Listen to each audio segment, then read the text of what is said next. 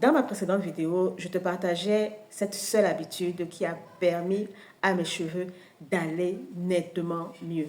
Aujourd'hui, je voudrais te parler de cette erreur qui peut ruiner toute ton aventure capillaire. Et ne t'inquiète pas, je ne vais pas te laisser comme ça. Je prévois de te dire davantage afin que tu ne puisses pas rester bloqué dans cette erreur-là. Si tu es abonné, ravi de te retrouver. Si c'est ta première fois, eh bien abonne-toi, clique sur la petite cloche. Ainsi, tu seras notifié de nos prochaines publications. N'hésite pas à me mettre un pouce bleu, n'hésite pas à partager cette vidéo et bien sûr, fais-moi savoir en commentaire ce que tu en penses. Et que tu ne sois pas encore retourné au naturel ou que tu sois encore au tout début de cette aventure, cette erreur peut te coûter très cher. L'erreur dont je parle, c'est le manque de connaissance de ton cheveu afro naturel. Tenir même dans une relation, tenir dans un projet, dans quoi que ce soit dans la vie, il faut avoir une connaissance de base de quelque chose ou bien de la personne. C'est obligatoire pour ainsi vivre quelque chose dans la durée. C'est absolument valable pour les cheveux afro-naturels. Si vous avez une méconnaissance ou un manque de connaissance de votre cheveu afro-naturel, ça va gâcher toute votre aventure capillaire. Vous aurez beau faire quoi, vous ne pourrez pas savoir ce qui fonctionne. Comme je l'ai dit à l'introduction, je ne te laisse pas comme ça.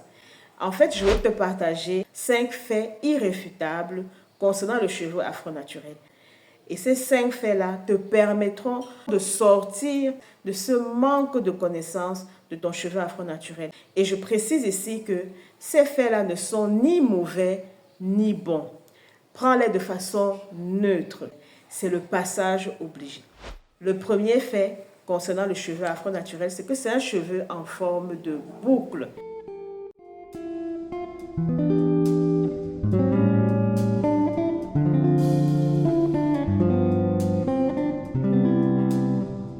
Bien entendu, il ne faut pas s'enfermer dans cette typologie-là. Elle permet quand même de pouvoir reconnaître, identifier le type de texture que tu peux avoir. Tiens-toi bien, il est très possible que tu aies plusieurs types de cheveux sur la tête. Moi, par exemple, j'ai des cheveux de type 3C, 4A, type 4B, 3 textures différentes. Petit rappel, nous avons conçu un questionnaire pour recueillir tes préoccupations capillaires dans ta vie d'épouse, de maman et de professionnelle. Tu trouveras le lien en description. Merci de le remplir et on repart sur la vidéo. C'est bien de savoir son type de cheveux, mais c'est encore mieux de s'intéresser à la densité de ton cheveu. Est-ce qu'ils sont pleins sur la tête? À l'épaisseur de ton cheveu, est-ce qu'il est épais ou fin? À la porosité de ton cheveu, est-ce que ça absorbe l'eau facilement ou pas? C'est autant de questions qu'il te faut répondre grâce à l'observation de ton cheveu. Retiens bien ceci, le cheveu afro-naturel en général est de forme bouclée, des boucles qui peuvent être très resserrées ou un peu plus relâchées. Comme un ressort, ça implique que ça se rétracte principalement en contact avec l'eau. C'est un signe de bonne santé du cheveu. C'est un cheveu quand même qui défie beaucoup la pesanteur. Garde en tête qu'il faut considérer ces éléments de façon neutre. Ce sont des faits. Parce que même celles qui ont les cheveux lisses, c'est un cheveu qui a des caractéristiques qu'elles doivent considérer pour pouvoir en prendre soin. C'est pareil pour nous. Le deuxième fait, ton cheveu est sec, mais pas malade. Simplement parce que le sébum, du fait de la forme en spirale du cheveu, ne parvient pas à s'écouler le long de la fibre capillaire. Je précise bien que cette forme en spirale, c'est une forme qui convient surtout sous les climats tropicaux. Parce que le cheveu, en fait, est une sorte de casque de protection contre le soleil. Et à cause de cette forme-là, la sueur ne peut pas s'écouler le long de la fibre capillaire très facilement. Du coup, ça donne une texture qui apparaît sèche. Voilà pourquoi même nos aïeux l'ont compris et apportent donc ce manquant d'hydratation et de gras sur le cheveu. C'est un fait qui est là, simple. Il n'est ni mauvais ni bon. Le troisième fait, le cheveu afro-naturel, c'est un cheveu qui est peu enraciné. Voilà pourquoi il y a un risque d'arrachement qui est plus prononcé pour le cheveu afro-naturel par rapport aux cheveux lisses et ondulés.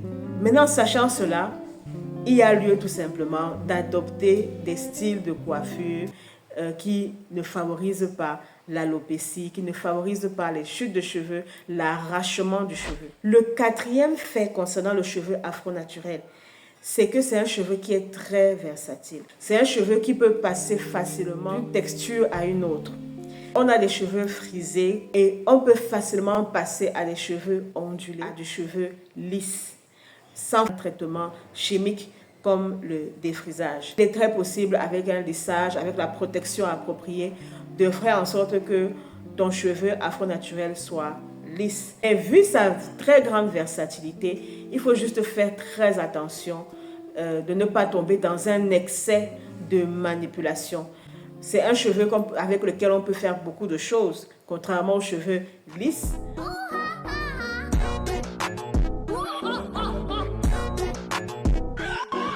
Mais attention, un excès de manipulation l'abîme facilement. Et nous passons justement au cinquième et dernier fait. Le cheveu afro-naturel, c'est un cheveu qui est fragile. Ça ne veut pas forcément dire qu'il n'en vaut pas la peine. C'est juste un cheveu qui aime la douceur. En réalité, sa versatilité peut contribuer à sa fragilité.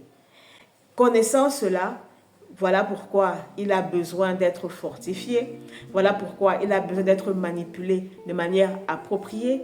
Voilà pourquoi il n'aime pas les choses compliquées. C'est un cheveu qui aime la douceur.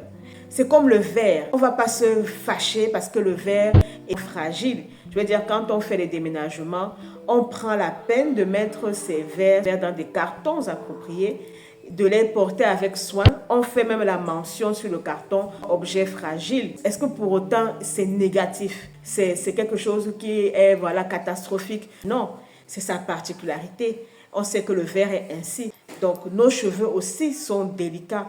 Quand on a intégré cela, on fait attention à ce qu'on pose dessus, on fait attention à ce qu'on y fait, on fait attention à ce qu'on y met. Quand tu as compris ces 5 faits, ça t'aide à entrer dans une meilleure connaissance de ton cheveu, une meilleure même acceptation de ton cheveu. Dis-moi dans les commentaires quels sont les faits qui t'ont particulièrement marqué.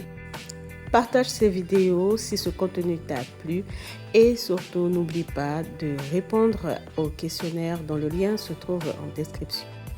Si tu veux aller plus loin dans la connaissance de ton cheveu, tu peux aller voir cette vidéo. Retrouvons-nous de l'autre côté.